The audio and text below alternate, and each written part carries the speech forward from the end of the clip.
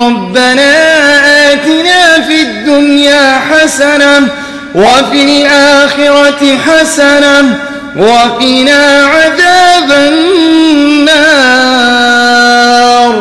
ذرا ایک قدم اور آگے بڑھ کے دیکھتے ہیں کہ آپ صلی اللہ علیہ وسلم کا عدل و انصاف اپنے اور غیروں کے ساتھ کیسا ہوا کرتا تھا.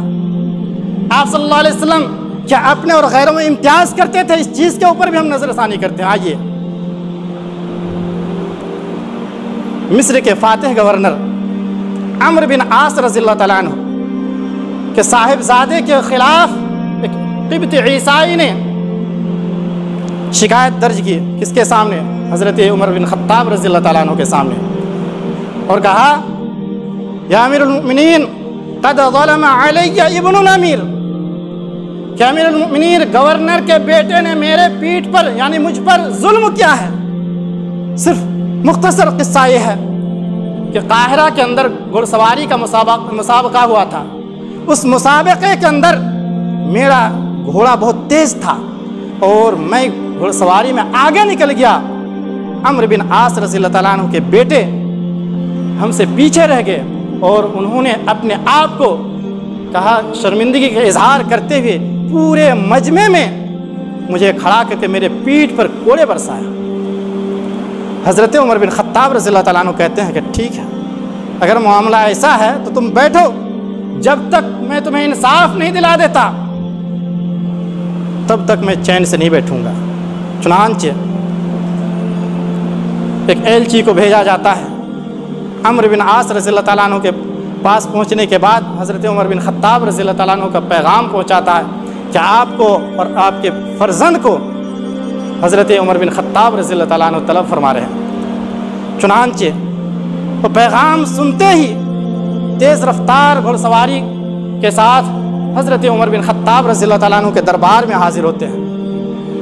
حاضر ہونے کے بعد کہتے ہیں امیر المؤمنین کیا وجہ ہے کہ آپ نے ضرورت کی وجہ سے یا اس قدر اتنی جلد بازی کی وجہ سے کیوں ہمیں طلب کیا؟ حضرت عمر بن خطاب رضی اللہ تعالیٰ عنہ اس قبطی عیسائی کو سامنے بلاتا ہے اور کہتا ہے کہ اپنا واقعہ بیان کرو. وہ مکمل واقعہ بیان کرتے ہیں. حضرت عمرو بن عاص رضی اللہ تعالیٰ عنہ اپنے فرزند کے نگاہ میں نگاہ ڈالتے ہیں. اس کے فرزند اپنی نگاہ کو نیچی کر لیتے ہیں. حضرت عمرو بن عاص رضی اللہ تعالیٰ عنہ سمجھ جاتے ہیں کہ واقعہ ایسا ہی ہے. حضرت عمرو بن عاص رضی اللہ تعالیٰ عنہ اپنا کوڑا عمر بن خطاب رضی اللہ تعالیٰ عنہ کے سامنے بڑھاتے ہوئے پیش کرتے ہیں کہ لیجئے میرا کوڑا ہے اور میرا فرزند کا پیٹھ ہے. حضرت عمر بن خطاب رضی اللہ تعالیٰ عنہ فرماتے ہیں، کہتے ہیں کہ نہیں، ایسا نہیں ہوگا. اس کوڑے کا کام تھا کہ مصر کے اندر انصاف کر دے، لیکن جب میرے دربار میں آیا ہے تو آج کوڑا میرا ہوگا اور اس قبطی عیسائی کا ہاتھ اور تمہارے فرزند کا پیٹھ. چنانچہ مجمع کے اندر سناٹا چھا جاتا ہے. ایک گورنر کے بیٹے کے پیٹھ پہ ایک عام انسان کوڑا برسائے، یہ کیسے ہو سکتا ہے؟ یہ تصور سے بالاتر ہے. لیکن ایسا ہی ہوتا ہے.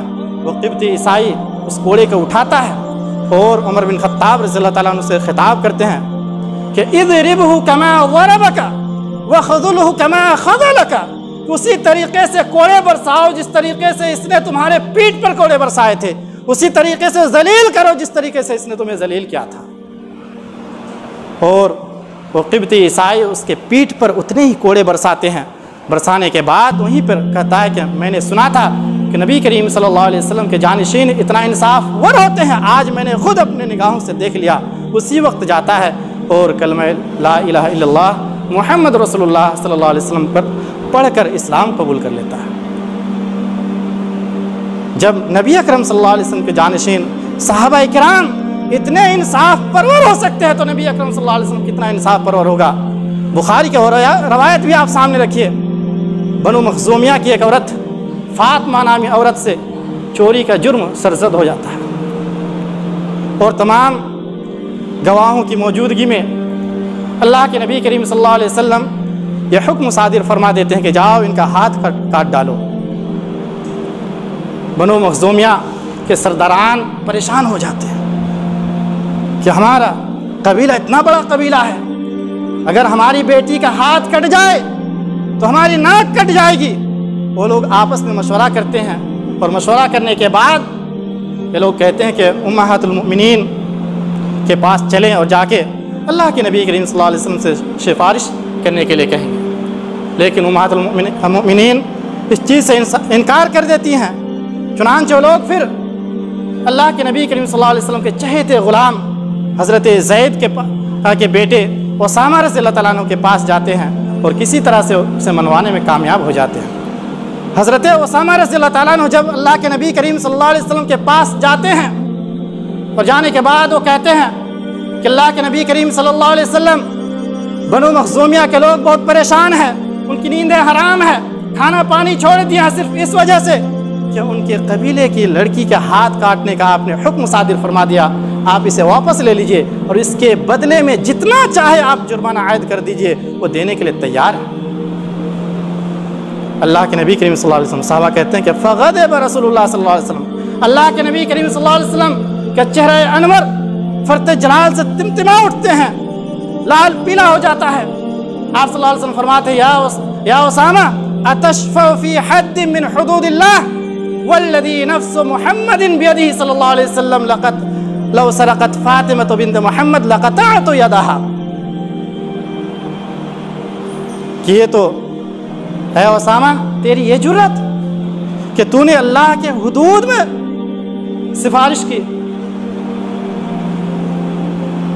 یہ تو بنو مخزومیہ کی فاطمہ ہے، قسم ہے اس ذات کی جس کے ہاتھ میں میرے جان ہے، اگر یہ فاطمہ بنت محمد سے بھی اس طرح کا گناہ ہو جاتا تو میں اسے بھی نہیں چھوڑتا بلکہ اس کا بھی ہاتھ کاٹنے کا میں حکم صادر فرما دیتا۔ تو یہ ہے عدل و انصاف اللہ کے نبی کریم صلی اللہ علیہ وسلم کا، اللہ کے حدود کے ساتھ کسی طرح کا کوئی برتاؤ نہیں۔ آج اگر ہم اور آپ ہوتے تو چلو ہٹاؤ، پیسے ہی صحیح پیسے لے کے چھوڑ دیا جائے، لیکن اللہ کے نبی کریم صلی اللہ علیہ وسلم جن کے ہم امتی ہیں اور جس نے اس شریعت کو قائم و دائم کیا، کیسے ایسا ہو سکتا ہے کہ ان سے اس طرح کا معاملات پیش آ جائیں اور وہ انصاف نہ کر سکے۔